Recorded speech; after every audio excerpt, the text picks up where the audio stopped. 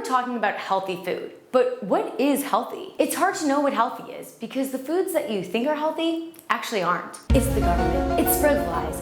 That's why 9/11 was a setup. Okay, gotta stop myself. Back to food. This list might be a little upsetting because the foods are so good. These are the supposedly good foods that you should avoid. Number 1, canned tomatoes. What?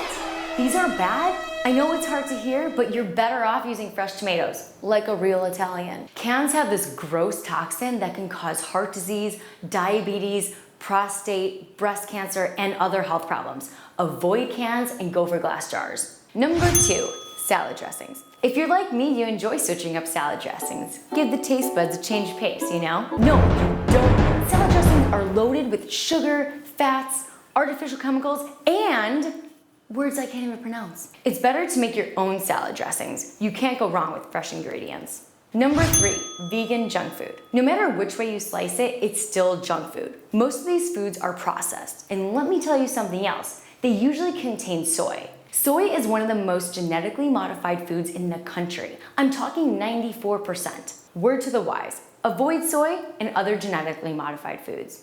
Number 4, pre-made smoothies and juices. Say adios to those store-bought, pre-made smoothies and juices. They aren't as healthy as you think. Unless you saw the vegetables and fruits go into the blender or juicer, try to avoid it.